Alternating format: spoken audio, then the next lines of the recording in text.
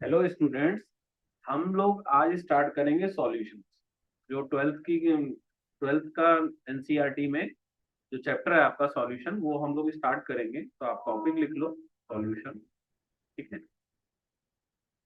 तो हम लोग स्टार्ट करने जा रहे हैं सॉल्यूशन। देखो, ये चैप्टर पढ़ने से पहले आपको कुछ बेसिक टर्म्स हैं जो पता होनी चाहिए, जो आप लोग ऑलरेडी 11th में पढ़ते हो। जैसे मोलैरिटी क्या होता है, मोलैलिटी क्या होता है, मास परसेंटेज क्या होता है, ये सब पढ़ना है।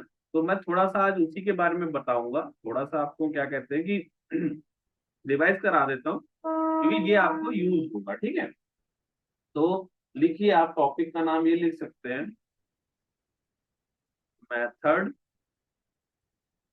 To calculate calculate method to calculate concentration concentration concentration of solution solution quantitatively. ठीक है। क्वांटिटेटिवली। ठीक है। तो ये आपको करना है। तो इसमें देखिए, सबसे पहले जो हम पढ़ेंगे वो मास परसेंटेज कम पढ़ेंगे, लेकिन उससे पहले मैं थोड़ी चीज बता देता हूँ सॉल्यूशन के बारे में। देखो, सॉल्यूशन जो होता है उसमें दो चीज रहेगी। आप एक होगा सॉल्यूट पार्ट और एक होगा सॉल्वेंट। सॉल्व। ठीक है। यूजली क्या होता है, सॉल्यूट का जो अमाउंट होता है less in amount, less in amount, और more in amount, large in amount, large. ये आपका लार्ज इन अमाउंट रहेगा। ठीक है। Large in a. ठीक है। तो देखो, सॉल्यूशन में क्या होगा, सॉल्यूट होगा, एक सॉल्वेंट पार्ट होगा। सॉल्यूट जो होता है ये आपका लेस इन अमाउंट होता है, और सॉल्वेंट जो होता है लार्ज इन अमाउंट होगा। ठीक है। तो ये सॉल्यूशन होगा। अब क्या होगा कि हम लोग क्या करेंगे, एक एक करके इसका डिटेल में पढ़ना शुरू करते हैं। तो सबसे पहले आप लिखो मास परसेंटेज ऑफ सॉल्यूशन। ठीक है।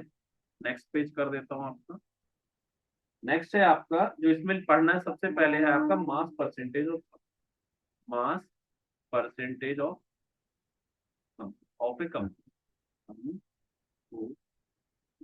ठीक है। तो देखो, अगर आपको निकालना हो परसेंटेज ऑफ वॉल्यूम, तो इसके लिए क्या करोगे, mass weight of the solute ऊपर रखोगे, percentage of solute, weight of solute. नीचे आएगा आपका सॉल्यूट प्लस में सॉल्वेंट। ठीक है। और इसको 100 से मल्टीप्लाई करोगे, तो इससे आपका ये आ जाएगा परसेंटेज ऑफ सॉल्यूट। ठीक है। ये तो हो गया परसेंटेज ऑफ सॉल्यूट निकालने के लिए। अगर ऐसी आपको परसेंटेज ऑफ सॉल्वेंट निकालना है, सॉल्वेंट, तो आप क्या करोगे, डब्लू सॉल्वेंट ऊपर रख दोगे, इसको डिवाइड कर दोगे, W solute plus W solvent.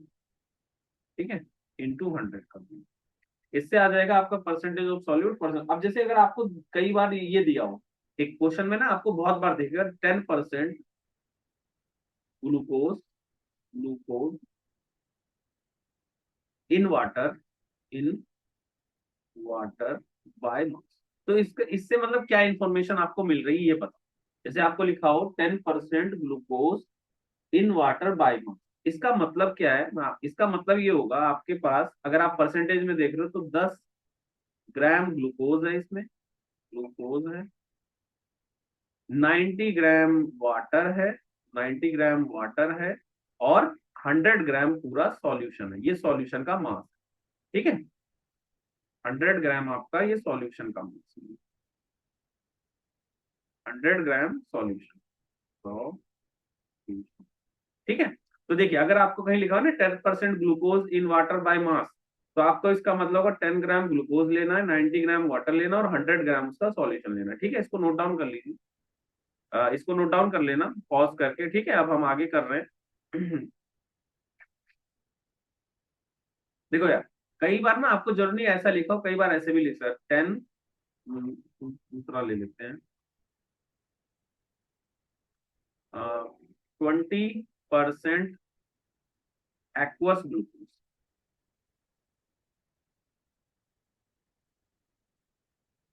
Aqueous glucose, 20% aqueous glucose by mass. देखो, अगर कहीं ऐसा लिखा है ना तो एक्वस का मतलब हमेशा ध्यान रखना ये वाटर को रिप्रेजेंट कर रहा है, इसको यानी ये वाटर। ठीक है, ये चीज हमेशा ध्यान रखना, कहीं एक्वस लिखा है इसका मतलब वाटर की बात कर रहा है, तो यहाँ पे भी सेम हो जाएगा। 20 ग्राम आपका ग्लूकोज होगा, और 20 ग्राम ग्लूकोज रहेगा, 80 ग्राम आपका, 20 ग्राम ग्लूकोज हो गया, 80 ग्राम आपका वाटर हो गया, और 100 ग्राम आपका सॉल्यूशन, मतलब ये दोनों का मिला के ही बनेगा। तो ये परसेंटेज ऐसे निकालते हैं, ध्यान रखिएगा।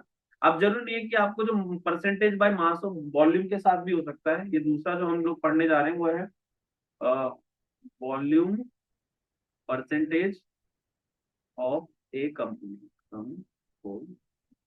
देखो यहाँ पे कुछ नहीं है, यहाँ पे आपका जो यानी अगर percentage of solute by volume दे रखा है, वॉल्यूम परसेंटेज बाय वॉल्यूम, तो कुछ नहीं करना है, वी सॉल्यूट ऊपर ले लो, उसको डिवाइड कर दो, V solute plus V solvent into 100। ठीक है, ये कर लेना। ऐसे ही अगर आपको परसेंटेज सॉल्वेंट का निकालना हो तो कुछ नहीं करना, वी सॉल्वेंट ऊपर आएगा, नीचे V solvent plus V solute आ जाएगा। ठीक है, ये आप इनटू 100 कर देंगे, ये रहेगा। ठीक है, सॉल्वेंट प्लस सॉल्यूट। ठीक है, ये चीज बी सॉल्वेंट ऊपर आ जाएगा, नीचे B solvent plus B solute आएगा इनटू 100। ठीक है, इसको नोट डाउन कर लो, फिर हम अगले पेज पे जा रहे हैं। देखो अगला जो है आपका, इसी को अगर मैं लिखूं ऐसे, 10% aqueous, aqueous ethanol by volume, aqueous ethanol by volume. तो इसका क्या मतलब है, 10% एक्वस इथेनॉल बाय वॉल्यूम? तो आपको इसको सीधा ऐसे करना है, 10 ml इथेनॉल, 90 ml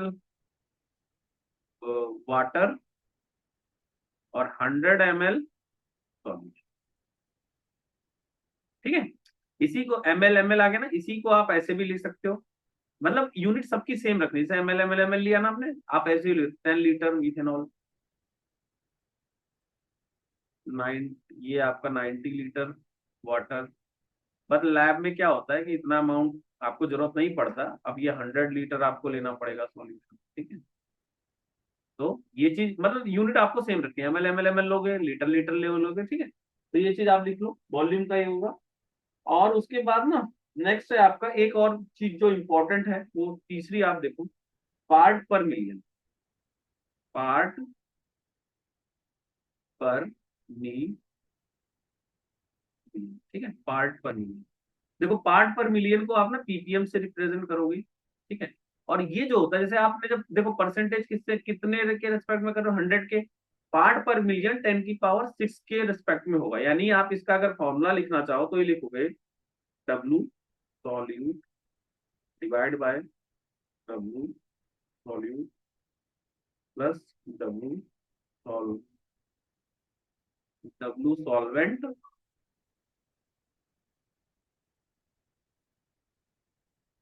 इनटू में 10 की पावर 6।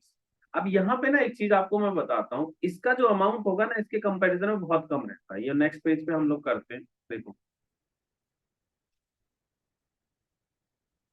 जो आपका ये होता है ना डब्लू सॉल्यूट, ये बहुत कम होगा डब्लू सॉल्वेंट के कंपैरिजन, तो इसलिए हम इसको इग्नोर कर सकते हैं। क्योंकि आप एक बात बताओ कि आपको दिया हुआ 10 की पावर 6 और उसमें आप 1 ऐड करोगे तो क्या ही फर्क पड़ेगा, तो इसलिए क्या होगा, मतलब बहुत ज्यादा अमाउंट रहेगा इसका डब्लू सॉल्वेंट का, तो इसलिए हम लोग क्या करेंगे, इसको इग्नोर कर देंगे। मतलब जैसे आपका जो फॉर्मूला था ना पीपीएम का, आपने क्या लिखा था, डब्लू सॉल्यूट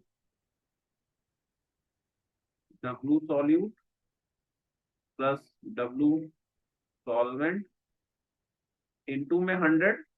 तो इसको आप ऐसे भी लिख सकते हो, W solute, W solvent into में 100। क्यों? क्योंकि इन दोनों का सम ना सॉल्व, मतलब 10 की पावर 6, मान लो कि आपको 5000 कुछ दिया था, आपने उसमें 1 ऐड कर दिया तो क्या ही फर्क पड़ा, 5001 हो गया। तो इसी वजह से क्या होगा, इसको इग्नोर करना है, यानी आपको जो W सॉल्यूट है प्लस में W सॉल्वेंट दिया हुआ है, इसको आप लिखोगे W सॉल्वेंट। ठीक है, तो ये फॉर्मूला बन जाएगा पीपीएम का। अब यार इसमें ना एक बात ध्यान रखना, अगर आपको कहीं दिया हुआ है 3 ppm Cl2 इन वाटर, इसका मतलब क्या हुआ, इसका मतलब हुआ आप लोगे 3 ग्राम Cl2 इन 10⁻⁶ ग्राम। ये चीज ध्यान रखना, इसका मतलब ये हुआ इतना ग्राम Cl2 in 10⁻⁶ gram of water. ठीक है, तो ये चीज ध्यान रखना। पीपीएम में कहीं भी अगर आपको जैसे लिखा हुआ है 10 ppm NO इन, या SO2 ले लेते हैं, चलो SO2 ले लेते हैं, इन 10 ppm SO2 इन वाटर, मतलब जस्ट मैं आपको ये एग्जांपल दे रहा हूँ। तो इसका मतलब क्या होगा, 10 ग्राम SO2 इन 10⁻⁶ ग्राम। ठीक है, तो ये चीज ध्यान रखना। अब इसको नोट डाउन कर लो, फिर हम नेक्स्ट इसका देखते हैं अगला। ठीक है, तो अगला है जो आपका, वो है आपका मोल फ्रैक्शन। फोर्थ है आपका मोल फ्रैक्शन। ठीक है, मोल फ्रैक्शन, मोल फ्रैक्शन। देखो, मोल फ्रैक्शन निकालने के लिए सबसे पहले आपको नंबर ऑफ मोल्स निकालने आने चाहिए। नंबर ऑफ मोल्स निकालने के कुछ तरीके बता देता हूँ। नंबर ऑफ मोल्स अगर आपको निकालने हैं कहीं पे, तो आपको गिवन मास लेना, हमेशा given mass divide by molar mass कर देना, मोलर मास कर लेना। या फिर आपको अगर गिवन नंबर ऑफ पार्टिकल दे रखा है, नंबर ऑफ एटम दे रखे हैं या मॉलिक्यूल दे रखा है, मॉलिक्यूल्स दे रखा है, तो उसको डिवाइड कर देना एवोगाद्रो नंबर से, जैसे 6.022 इंटू 10⁻23। ये जो होता है इसको Na से डिनोट किया जाता है, और ये एवोगाद्रो नंबर होता है, एवोगाद्रो नंबर बोला जाता है इसको। ठीक है, तो ध्यान रखना, इससे डिवाइड करोगे। या फिर अगर आपको वॉल्यूम दे रखा है, गिवन वॉल्यूम, तो इसको 22.4 लीटर से डिवाइड करो, 22.4 लीटर। ठीक है, इनमें से कोई भी फॉर्मूला आप यूज करोगे, नंबर ऑफ मोल्स आएंगे। अब मोल फ्रैक्शन होता क्या है ये समझ लो, ये नोट डाउन कर लो, फिर नेक्स्ट पेज पे हम लोग करते हैं। ठीक है, देखो, आपको जो मोल फ्रैक्शन होगा उसको डिनोट करते हैं इससे, मोल फ्रैक्शन जो रहता है उसको ऐसे डिनोट किया जाता है। ठीक है, अब क्या होता है, जैसे आपको अगर सॉल्यूट का निकालना हो, ये सॉल्यूट, तो इसके नंबर ऑफ मोल्स ऊपर रख दो, एन सॉल्यूट डिवाइड में N solute plus N solve. ठीक है, इसी तरह से अगर आपको सॉल्वेंट का निकालना हो, तो ये आप लिखोगे नंबर ऑफ मोल्स सॉल्वेंट के ऊपर आ जाएंगे, डिवाइड में एन सॉल्यूट प्लस एन। ठीक है, और एक चीज ध्यान रखना, दोनों का सम हमेशा 1 के बराबर होगा, यानी मोल fraction of solute plus mole fraction of solvent हमेशा 1 के बराबर होगा। ये चीज ध्यान रखना, क्योंकि दोनों को ऐड करके देख लो आपका 1 आ जाएगा, तो ये चीज ध्यान रख लेना मोल फ्रैक्शन के केस में। ठीक है, तो ये आपका हो गया इसके केस में। हाँ, ठीक है, अब आप लोग इतना नोट डाउन कर लो, फिर कुछ क्वेश्चंस आप लोग को दिखा देता हूँ जो आप कर सकते हो इतना करने के बाद। ठीक है, तो ऐसा करते हैं, हम लोग कुछ क्वेश्चंस अब देख लेते हैं। मैं क्वेश्चंस दिखा रहा हूँ आपको जो आप क्वेश्चंस कर सकते हो। ठीक है, तो देखो, सबसे पहले एनसीईआरटी ओपन कर लो, जो आपकी सॉल्यूशन वाली एनसीईआरटी है, उसमें मैं कुछ क्वेश्चंस आपको बता रहा हूँ जो आप लोग अब सॉल्व कर सकते हो। तो सबसे पहले जो है क्वेश्चन जो आप सॉल्व कर सकते हो, ये वाला 2.1 क्वेश्चन देखो क्या कह रहा है। ये जो 2.1 क्वेश्चन आपको दे रखा है, इसको आप सॉल्व कर, देखो क्या रहा है, calculate the mole fraction of ethylene glycol. आपको इसका मोल फ्रैक्शन निकालना in a solution containing 20% C2H6O2 by mass. अब देखो क्या कह रहा है, calculate the mole fraction of ethylene glycol का निकालना है इन अ सॉल्यूशन कंटेनिंग। अब देखो यहाँ पे अगर कहीं इसमें कुछ मेंशन है कि सॉल्वेंट क्या है, अगर ऐसा कुछ मेंशन ना हो तो ऐसे में आप हमेशा वाटर ले लें। जैसे अगर कुछ मेंशन नहीं, इसमें कुछ मेंशन ऐसा नहीं कर रखा ना, तो नॉर्मल सी बात है, आपका यहाँ पे सॉल्यूट जो है वो है आपका इथाइल C2H6O2, और जो आपका सॉल्वेंट होगा वो आपका हो जाएगा। अब देखो, आपको मैंने बोला था ना, अगर ये 20% बाय मास दे रखा है, इसका क्या मतलब हुआ, इसका मतलब हुआ ये आपको दे रखा है 20 ग्राम, और ये जो दे रखा है वो 80। ठीक है। अब अगर आपको ये नंबर्स पता चल गए तो नंबर ऑफ मोल्स कैसे निकालोगे? अगर आपको एन सॉल्यूट निकालना है तो क्या करोगे? 20 डिवाइड बाय इसका मोलर मास, देख लो कितना है इसका मोलर मास, कैलकुलेट कर लेना आप लोग। इसका मोलर मास 62 आएगा। ठीक है, इसका 62 आएगा मोलर मास, तो एम जो होगा इसका 62, तो इसका 62 मोलर मास, सॉरी 62 होगा। इसको यहाँ पे कर लो कैलकुलेट। ठीक है, इसी तरह से इसका मोलर मास जो होता है एम, वो 18 होता है। ठीक है, तो इसको अगर आप कैलकुलेट करोगे तो NH2O जो होगा आपका वो हो जाएगा 80/80। तो आप नंबर ऑफ मोल्स दोनों निकाल लोगे। देखो जैसे इन्होंने ये निकाला हुआ है ना यहाँ पे, ये चीज वैल्यू, ये वैल्यूज आप डायरेक्ट मतलब देख लेना, आ जाएगा आपका। तो ये आ गया 0.322, और ये वैल्यू कितनी आ गई? 4.4। ठीक है, तो आपके नंबर ऑफ मोल्स आ गए ना। अब नंबर ऑफ मोल्स आ गए ना, तो आप क्या करो कि आपको अगर मोल फ्रैक्शन निकालना है, ये अगर आपको निकालना है ग्लाइकोल का, इथाइलिन ग्लाइकोल, इथाइलिन ग्लाइकोल, लिख लेना है ग्लाइकोल है। तो इसका मतलब क्या हुआ? सबसे पहले नंबर ऑफ मोल्स इसके ऊपर डाल दो, C2H6O2, और नीचे आपका क्या आ जाएगा? Number of moles of C2H6O2 plus में NH2। तो ये आपका आ जाएगा। आप इथाइलिन ग्लाइकोल का निकाल लो। इसके बाद अगर आपको H2O का निकालना है तो वो भी आप कर सकते हो। इसके लिए number of moles of H2O ऊपर रख देना, number of ethylene moles of C2H6O2 ethylene glycol plus H2। ये सॉल्व कर लेना है, वैल्यूज पुट कर दोगे, आंसर आ जाएगा। ठीक है, और ये ऑलरेडी इसमें समझाया भी है, तो ये क्वेश्चन आप ऐसे कर सकते हो। इसको आप कर लो, फिर हम लोग नेक्स्ट क्वेश्चन देखते हैं। ठीक है, मैं इसको आप लोग जल्दी से नोट कर लो, मैं इसको हटा रहा हूँ स्क्रीन से। ठीक है, आप आपको कुछ भी नोट करना तो आप पॉज करके कर सकते हो। ठीक है, चलिए अब अगला क्वेश्चन देख लेते हैं। नहीं, ये क्वेश्चन आपसे भी नहीं हो पाएगा, अभी कराना है मुझे। ये भी नहीं हो पाएगा। हाँ, इसमें से कुछ क्वेश्चन मैं आपको दे रहा हूँ जो आप मार्क कर लो और बाद में सॉल्व कर लेना। जैसे देखो, calculate the mass percentage of ये क्वेश्चन आप सॉल्व कर सकते हो, इसको सॉल्व कर लेना। इसके अलावा कैलकुलेट द मोल फ्रैक्शन, ये भी आप सॉल्व कर सकते हो। इसमें कुछ नहीं करना, जस्ट इनकी वैल्यूज पुट कर देना। जैसे 22 ऊपर रखोगे, नीचे दोनों का प्लस करोगे, आंसर आ जाएगा। इसमें कुछ नहीं करना, परसेंटेज रखा है ना। देखो आपको यहाँ पे क्या लिखा हुआ है, calculate the mole fraction benzene in a solution containing in mass in carbon tetra. तो देखो इसमें आपका,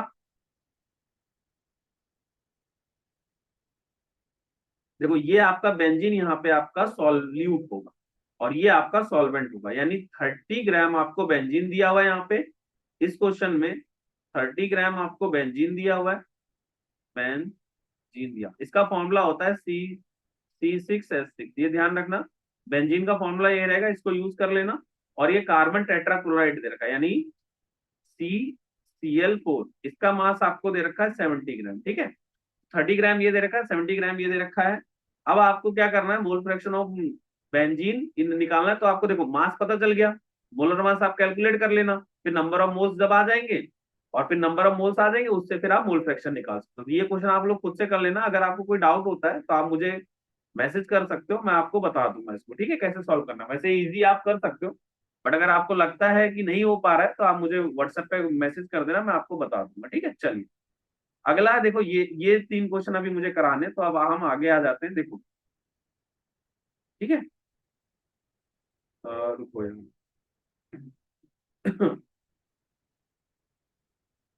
तो अभी तक मैंने आप लोगों को देखो परसेंटेज बाय मास करा दिया, परसेंटेज बाय वॉल्यूम करा दिया, पीपीएम करा दिया, मोल फ्रैक्शन करा दिया। ठीक है, तो ये 4 चीजें जो आपको मैंने कराई है, इससे जो क्वेश्चन थे वो हो सकते हैं। अब आगे जो हम लोग करने जा रहे हैं उसको बोलते हैं मोलैरिटी। तो देखो मोलैरिटी क्या होता है, नेक्स्ट लिखो। आपका नेक्स्ट जो है आपका मोलैरिटी, फिफ्थ जो है आपका वो है मोलैरिटी। मोल है, तो देखो इसको ना सबसे पहले ये बहुत इंपॉर्टेंट, मोलैरिटी जो होगा इसको सबसे पहले ध्यान रखना, कैपिटल एम से डिनोट करेंगे। इसका जो फॉर्मूला होगा वो होगा number of moles of the number of moles of solute divide by volume, volume of solution in litre. तो ये चीज ध्यान रखना, मोलैरिटी जो होती है number of moles of the solute volume of the solution in litres होता है। ठीक है, ये चीज आप ध्यान रखना। अब देखो यहाँ पे, अब क्या होता है ये आप अभी बता दूंगा कैसे कैलकुलेट करते हैं। अब इसमें ना कहीं कहीं पे अगर आपको ऐसे लिखा हुआ है तो इसका क्या मतलब हुआ ये समझो।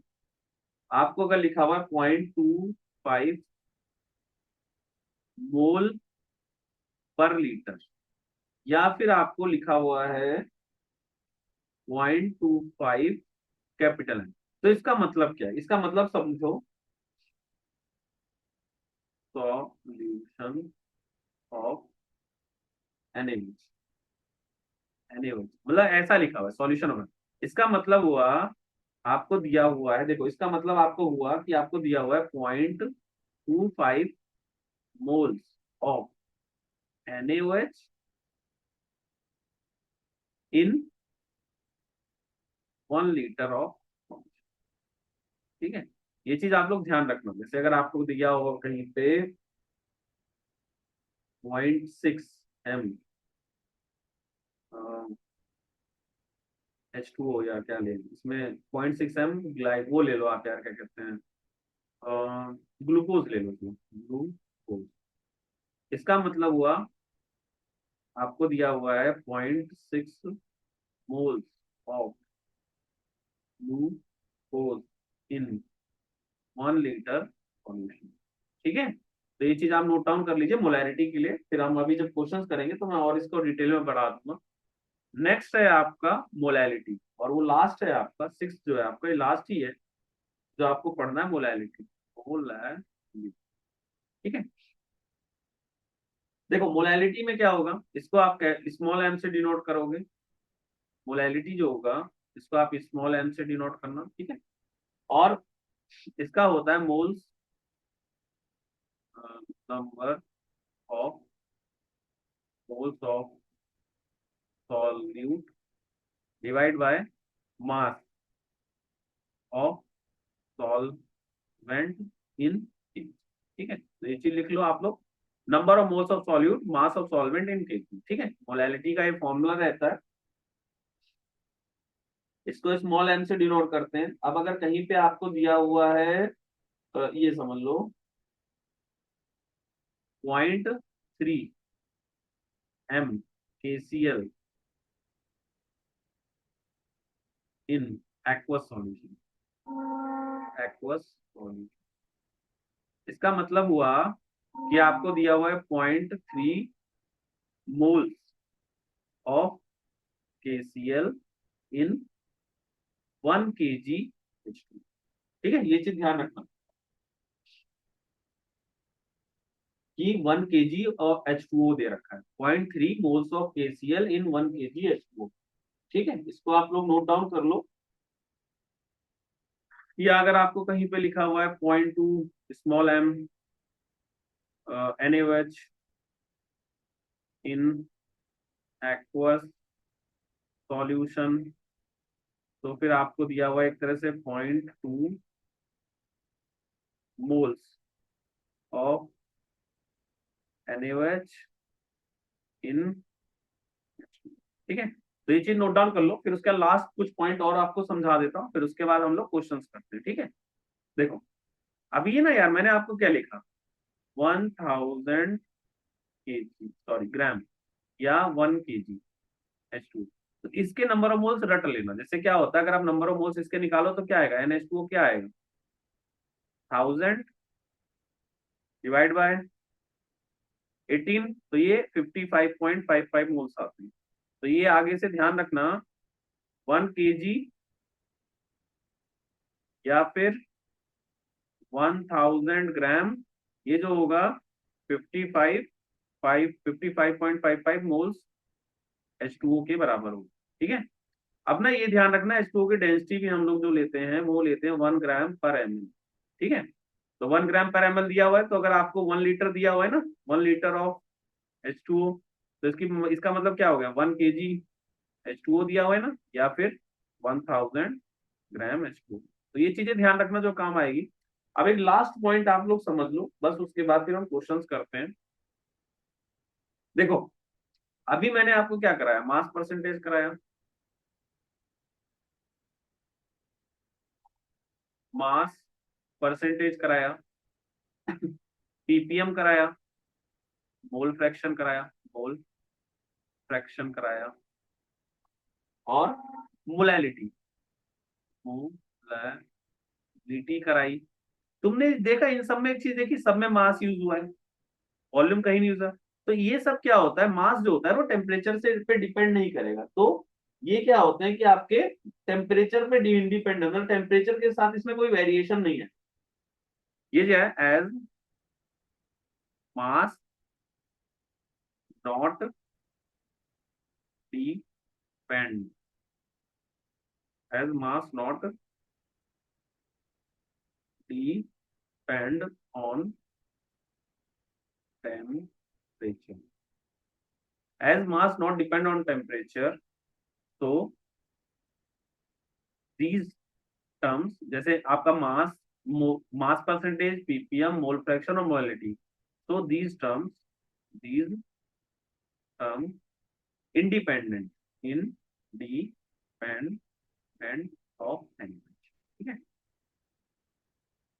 तो ये चीज ध्यान रखिएगा आप लोग। बट आपने देखा मोलैरिटी का केस, देखो मोलैरिटी जो होती है ये वॉल्यूम पे डिपेंड, इसका क्या था, एन बाई बी था ना। तो यहाँ पे क्या होता है, डिपेंड ऑन वॉल्यूम। अब अगर ये वॉल्यूम पे डिपेंड कर रहा है, वॉल्यूम तो ये टेम्परेचर डिपेंडेंट हो, ये वॉल्यूम जो होता है, वी जो होता है depend on temperature, depend on temperature. तो ये क्या होगा, डिपेंड करेगा, डिपेंड ऑन टेम्परेचर, ठीक है। तो आप लोग इसको नोट डाउन कर लीजिए, फिर अब हम कुछ क्वेश्चंस कर लेते हैं, फिर उसके बाद बाकी का आगे करेंगे, ठीक है। तो आप नोट डाउन कर लो इसको। तो देखिए अब हम लोग कुछ क्वेश्चंस, बाकी के जो क्वेश्चंस है उसको एक बार देख लेते हैं। देखिए फर्स्ट क्वेश्चन आपको पहले डिस्कस कर लिया था मैंने, अभी सेकंड क्वेश्चन देखो आप। देखो इसमें क्या करें, calculate the molarity of a solution containing इतना ग्राम ऑफ इन इतना। तो देखो नॉर्मल सी बात है, आपको डब्ल्यू दे रखा है ना, तो एन NaOH निकाल लोगे ना, क्या आएगा, 5 मोलर मास ऑफ NaOH। जब ये आ जाएगा तो आपको मोलैरिटी कैसे निकालोगे, एम कैसे निकालोगे, एन NaOH ऊपर रख देना, वॉल्यूम आपको लीटर में लेना है, 450 डिवाइड बाई 1000 करना पड़ेगा इसको, क्योंकि आपको मोलैरिटी, आपको ये लीटर्स में लेना होता है, बताया था ना। और इसको नंबर ऑफ मोल्स यहाँ से रख देना, तो आपका ये आंसर आ जाएगा, ठीक है। ये कर लेना, अगर कोई डाउट होता है तो आप मुझे व्हाट्सएप कर सकते हो, मैं आपको इसका आंसर बता दूंगा, ठीक है। चलिए अगला देखो, आपका ये, इसमें देखो क्या कह रहा है आपको, कैलकुलेट कैलकुलेट द मोलैलिटी। अब यहाँ पे मोलैलिटी निकालना है ना, इसका इन इतने ग्राम, तो नॉर्मल सी बात है, सबसे पहले इसके नंबर ऑफ मोल्स निकालो, नंबर ऑफ मोल्स निकालने के लिए इसका मोलर मास निकाल लेना। तो आपको सबसे पहले NCS3COH करना पड़ेगा, वो क्या आएगा, 2.5 डिवाइड बाय MCS3COH, ठीक है। इसको निकाल लेना। फिर आपको देखो यहाँ पे 75 ग्राम दे रहा है ना, तो अगर आपको मोलैलिटी निकालनी है तो आपको क्या करना पड़ेगा, ये NCS3COH तो ऊपर रख लेना जो कैलकुलेट करके आया, इसको केजी में कर देना, 75 डिवाइड बाय 1000, क्योंकि मैंने आपको बताया था ना ये केजी में लेना पड़ता है, ठीक है। तो बस इसको सॉल्व कर लो, आपका आंसर आ जाएगा, ठीक है। तो ये सारे क्वेश्चन हो गए, आप कुछ नीचे के क्वेश्चन देख लेते हैं। आप इसको नोट डाउन कर लेना, मैं हटा दे रहा हूँ, आप पॉज करके जब भी आपको लिखना कुछ, उसको पॉज करो और कर लो, ठीक है। चलो अब ये क्वेश्चन देखो, यहाँ पे जो क्वेश्चन सारे आपको, ये क्वेश्चन डिस्कस कर लिया, ये कर लिया। अब ये देखो, calculate the molarity of each solution. आपको इतना ग्राम दिया हुआ है इन इतना लीटर, तो ये तो इजी, आपको वॉल्यूम दे रखा है, इसका मोलर मास निकाल लो, ये पूरा कैलकुलेट होगा इसमें मोलर मास। जैसे आपको यहाँ पे क्या होगा, CONO3 2 डॉट 6H2O है ना, इसका पूरा मोलर मास निकाल लेना, और पहले इसके नंबर ऑफ मोल्स निकाल के डिवाइड कर देना, इसमें आंसर आ जाएगा। ए पार्ट में कुछ नहीं करना, 30 डिवाइड बाय इसके मोलर मास से, और फिर उसके बाद 4.3 से कर देना, ठीक है। अब देखो बी पार्ट, इसके लिए ना डायरेक्ट फॉर्मूला आपको बता देता हूँ, इसका फॉर्मूला होता है M1B1 M2B2, इसको यूज कर लेना। देखो M1 क्या दिया हुआ है आपको, 30, सॉरी M1 आपको 0.5 दे रखा है, B1 आपको, तो इसको मैं थोड़ा दोबारा कर देता हूँ। देखो यहाँ पे क्या है, आपको ये दे रखा है, 0.5 आपको मोलैरिटी दे रखा है, और वॉल्यूम दे रखा है 30 ml, ठीक है। और इक्वल टू में M2 आपको आई थिंक निकालना है, और वॉल्यूम दे रखा है आपको 500 ml। तो इसको सॉल्व कर लेना, आंसर आ जाएगा। ठीक है, M1 V1 M2 V2। ठीक है, ये हो जाएगा आपका बी पार्ट। उसके बाद नेक्स्ट देख लो आप कैसे करोगे सॉल्व। उसके बाद है आपका 2.4 क्वेश्चन। देखो इसको कैसे सॉल्व करना है। Calculate the mass of urea required in making 2.5 kg of molal aqua solution. ये क्वेश्चन आपको सॉल्व करना है। तो देखो इसमें सबसे पहले आप क्या करोगे। देखो जैसे आपको दे रखा है, क्या कहते हैं यार, mass of urea required in making इतना केजी ऑफ मोल। अब देखो यार सबसे पहले ना ये चीज समझो, यहाँ पे आपको दे रखा है 0.25 मोल, मतलब ये मोलैलिटी दे रखी है। तो आपको मैंने बताया था ना, इसका मतलब क्या हो, 0.25 mole of urea, urea in 1 kg, 1 kg H2। ये पॉइंट समझ में आया आपको। सबसे पहले इसको देख लो आप, फिर अगला बताता हूं मैं इसमें कैसे आपको इसको सॉल्व करना है। ठीक है। आप लोग इसको जल्दी से कर लो, पहले इसको नोट डाउन कर लो, फिर आगे का मैं बताता हूँ क्या सॉल्व करना है, कैसे करना है।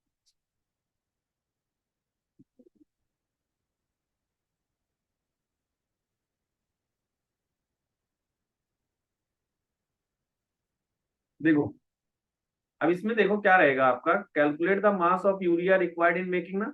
तो सबसे पहले आपको पता चल गया इतने moles urea in 1 kg of water. तो सबसे पहले ना मास ऑफ यूरिया निकाल लो यहाँ। तो डब्ल्यू यूरिया क्या आ जाएगा, 0.25 मोल्स इंटू मोलर मास कितना है, यूरिया का मोलर मास कितना रहेगा बताओ आप लोग। ये चीज आप लोग खुद से बता सकते हो। यूरिया का मोलर मास 60 होगा। ठीक है, तो अगर आप 60 को 0.25 से डिवाइड करोगे तो कितना आएगा, 15 ग्राम। ठीक है, तो देखो एक तरह से अगर सॉल्यूशन का मास कितना आ गया, मास ऑफ सॉल्यूशन,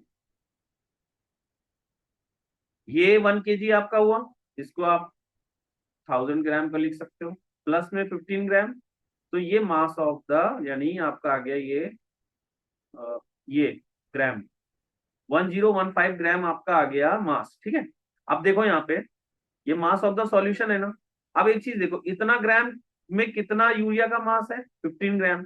तो calculate the mass of the urea में रिक्वायर्ड इन मेकिंग इतना। अब देखो यहाँ पे एक चीज समझो, यहाँ आपको 15 ग्राम किससे मिल रहा है, 1015 ग्राम से। ठीक है, तो आपको और कितने के लिए निकालना है, आपको 2.5 kg है, तो आपको ये निकालना है किसके लिए, 2500 ग्राम के लिए। यही है ना क्वेश्चन। तो देखो आपको इतना दिया हुआ है, अब आप इसको यहाँ पे आप ना क्रॉस मल्टीप्लिकेशन यूज कर सकते हो। जैसे क्या होगा देखो, इसको इससे मल्टीप्लाई कर दो, और इसको मतलब x को 1015 से मल्टीप्लाई कर दो, 15 को 202500। जैसे आप ना देखो 15 ग्राम 1015 से मिल रहा है, आपको ये निकालना है, मान लो इसको निकालना है, आपको नहीं पता x मान लिया, ये इतना होगा। तो इस क्रॉस मल्टीप्लिकेशन करो तो आपकी जो इक्वेशन बनेगी कुछ ऐसी बनेगी, 15 ग्राम इंटू में 2500 ग्राम डिवाइड में 1015 ग्राम इक्वल टू एक्स। मतलब इन दोनों को मल्टीप्लाई करो, और इन दोनों को मल्टीप्लाई करो, इन दोनों को, तो ये वाला नीचे आ जाएगा, तो ये आपका एक्सप्रेशन बनेगा। तो इसको सॉल्व कर लेना, आंसर आ जाएगा आपका। ठीक है, चलिए ये क्वेश्चन हो गया, आप इसको नोट डाउन कर लो, फिर मैं इसको इग्नोर मतलब हटा रहा हूँ। ठीक है, आप लोग नोट डाउन कर लो, मैं हटाने जा रहा हूँ। ठीक है, चलिए अब अगला देखिए, लास्ट क्वेश्चन है 2.5। इसको कैसे सॉल्व करोगे, calculate molarity and mole fraction of KI if density, if the density of aqueous KI is इतना। अब देखो यहाँ पे आपको डेंसिटी दिया। ठीक है, तो मैं आपको ये थोड़ा समझा देता हूँ। सबसे पहले तो ये देखो, ये बाय मास दे रखा है ना, मोल KI कौन सा है, एक्वस है ना। ठीक है, तो ये चीज समझो, यहाँ पे KI आपका होगा 20 ग्राम, ये समझ में आ रहा है। H2O जो होगा आपका वो होगा 80 ग्राम, और सॉल्यूशन जो होगा आपका वो होगा 100। सबसे पहले ये समझ में आया। तो देखो ये समझ में आ गया, तो देखो सबसे पहले आपको क्या निकालना, मोलैलिटी। तो मोलैलिटी तो नॉर्मल हो जाएगा। आप यहाँ इसकी हेल्प से KI का मोलर मास ले लेना, NKI निकाल लेना सबसे पहले, वो 20/m/KI आ जाएगा। ये आ गया। तो आपको अगर मोलैलिटी ए पार्ट निकालना है इसका, ए, तो मोलैलिटी का फॉर्मूला क्या होगा, NKI डिवाइड बाय 80 है ना मास, तो 80/1000 कर देना, इससे इसका आंसर आ जाएगा। ठीक है, ये कर लेना। अगर आप बी पार्ट बोलो, मोलैरिटी, हाँ मोलैरिटी के लिए आपको सबसे पहले वॉल्यूम चाहिए होगा। यहाँ पे आपको सॉल्यूशन का मास दे रखा है, बट आपको सॉल्यूशन का वॉल्यूम चाहिए। तो देखो डेंसिटी दे रखा है ना, इसको ना बी पार्ट को मैं थोड़ा दूसरी साइड सॉल्व कर देता हूँ। देखो आपको बी पार्ट यहाँ सॉल्व कर रहा हूँ, मोलैरिटी वाला पार्ट। ठीक है, सबसे पहले आपको डेंसिटी कितना दे रखा है, 1.202 ग्राम पर एम एल। ठीक है, तो डेंसिटी क्या होता है, मास अपॉन वॉल्यूम। आपको यहाँ पे मास कितना दिया हुआ है, 100। तो और डेंसिटी कितना है, 1.202।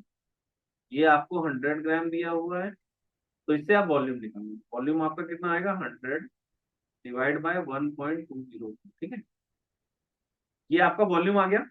अब वॉल्यूम आपको आ गया, लेकिन ये जो आया होगा ये ml में आया होगा, तो इसको आपको डिवाइड करना पड़ेगा। वो आप देख लेना, पहले इसको सॉल्व कर लेना, जो भी आंसर आएगा उसको डिवाइड बाय 1000 कर देना। और उसके बाद अगर आपको मोलैरिटी निकालना है, मोलैरिटी, कुछ नहीं करना, नंबर ऑफ मोल्स KI जो आपने पहले कैलकुलेट करे उसको कर लो, V को 1000 से डिवाइड करके लिख देना। ठीक है, तो ये ml में आया होगा, जो आंसर आपका यहाँ पे आया होगा ml में रहा होगा, उसको आपको ग्राम मतलब लीटर में कन्वर्ट करना पड़ेगा। इससे सॉल्व करोगे आंसर आ जाएगा। देख लेना, अगर कोई डाउट होता है तो मुझे बता देना, मैं बता दूंगा आपको। ठीक है, चलिए। उसके बाद मोल फ्रैक्शन तो नॉर्मल है यार। देखो ये तो आगे डेंसिटी, वॉल्यूम आ गया, वॉल्यूम यहाँ आपका लीटर, देखो यहाँ पे ml दे रखा है ना, तो आपका जो यहाँ से वॉल्यूम कैलकुलेट करोगे वो ml में आंसर जो आएगा ml में। तो उसको आपको पहले लीटर में कन्वर्ट करना पड़ेगा, डिवाइड बाई 1000। ठीक है, ये 1000 है, इससे डिवाइड करके करना पड़ेगा। थोड़ा और सही से लिख देते हैं,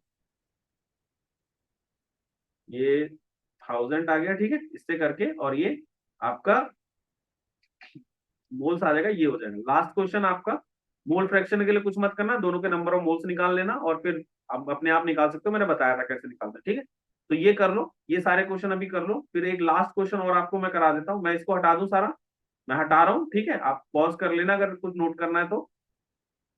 अब देखो ये सारे क्वेश्चन करा दिए, एक लास्ट क्वेश्चन है 11th में ना, अच्छा क्वेश्चन है, वो कर लो आप लोग। फिर उसके बाद हम लोग ये वाली क्लास एंड करेंगे, बाकी का हम लोग नेक्स्ट क्लास में। ठीक है, चलिए। तो यहाँ पे ये वाला क्वेश्चन है, ये थोड़ा अच्छा क्वेश्चन है, और ये आपका 11th का क्वेश्चन है। बट ये ना एक तरह से अच्छा क्वेश्चन है, इसलिए मैं आपको करा देता हूँ, डिस्कस कर लेते हैं इसको। देखो क्या, density of 3m solution NaCl is it, calculate the molality of the solution. तो सबसे पहले देखो इसका क्या मतलब हुआ, 3 moles of NaCl in 1 litre of solution. ये बात समझ में आई आप लोगों को, मैंने ये चीज मैंने पहले ही बताया था, यहाँ पे कैपिटल M मोलैरिटी को डिपेंड मतलब रिप्रेजेंट करेगा, और ये इस तरह से लिख सकते हैं। ठीक है, तो आप क्या कर सकते हो, आप ये निकाल सकते हो, और आपको 1 लीटर दिया होता तो आप, ये सीधी बात है, number of mole 3 mole of NaCl in 1 litre of solution आ गया। तो अब क्या करो आप, मास ऑफ द सॉल्यूशन, देखो डेंसिटी भी दे रखी है आपको, डेंसिटी क्या होता है, मास अपॉन वॉल्यूम।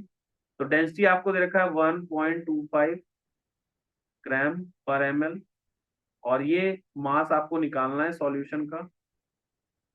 अब वॉल्यूम आपको 1 लीटर यानी 1000 ml कर सकते हो इसको। तो अगर करोगे तो इसको मल्टीप्लाई करोगे तो आपका मास ऑफ सॉल्यूशन जो है वो आ जाएगा 1250 ग्राम। तो ये मास ऑफ द सॉल्यूशन आ गया। अब यहाँ पे मास ऑफ द NaCl क्या, देखो जो मास ऑफ सॉल्यूशन होगा उसमें क्या होगा, आपका NaCl प्लस सॉल्यूट दोनों होगा ना। जैसे अगर आप मास ऑफ M सॉल्यूशन जो होगा आपका, उसमें क्या क्या इंक्लूड होगा, M NaCl प्लस MH2O। तो सबसे पहले MnACl निकाल लो। मैं एक्चुअल में मुझे M नहीं लिखना चाहिए, इसको W लिखना चाहिए, क्योंकि इस तरह मोलर मास को रिप्रेजेंट करते हैं। तो आप लोग ऐसा करो ना, चलो समझ लेना यार, इसको ना W लिख लेते हैं। इसको ना मैं हटा देता हूँ सब, यहाँ पे जो है, ये हटा दूंगा, इसको W कर रहा हूँ, क्योंकि वो M हम लोग दूसरे के लिए रिप्रेजेंट करते हैं। तो देखो, आपको W निकालना है, W सॉल्यूशन, ये W सॉल्यूशन आपको दिया हुआ है, यहाँ पे W सॉल्यूशन आपको दे रखा है, तो यार इसको पूरा हटा दीजिए। आपको WH2O प्लस WNaCl, ठीक है। तो WNaCl क्या हो जाएगा, देखो नंबर ऑफ मोल्स 3 दे रखे हैं ना, उसको इसके मोलर मास से मल्टीप्लाई कर दो, तो 58.5 से मल्टीप्लाई कर देना, इसका मोलर मास आएगा 175.5, ठीक है। ये WNaCl आ गया ना। अब आपको अगर इसको माइनस करोगे तो WH2O आ जाएगा, तो WH2O आएगा आपका 1250 माइनस में 75.5, ठीक है। तो ये आएगा आपका 1074.5। तो देखो ये वाटर का मास आ गया। अब आपका मोलैलिटी का फॉर्मूला क्या था, molality, number of moles of solute divide by mass of solvent in KG, ठीक है। तो देखो number of moles of the solute कितना हो गया आपका 175.5, सॉरी नंबर ऑफ मोल्स आपको दे रखे हैं 3, ये 3 ले लो, और मास of the solvent in KG कितना दे रखा है 107 पॉइंट, ये है ना, तो इसको केजी में करना 1074.5 डिवाइड बाई 1000, क्योंकि हमें केजी में करना है, तो इसको सॉल्व करोगे तो फाइनल आंसर आपका आ गया, ठीक है। तो इसको सॉल्व कर लेना। तो अगर कोई डाउट होता है तो आप मुझे व्हाट्सअप कर देना, मैं बता दूंगा, बट आप ये क्वेश्चन कर सकते हो डायरेक्ट, ठीक है। चलिए अभी आप लोग इतना कर लीजिए, बाकी का हम लोग बाद में करेंगे। चलिए थैंक यू।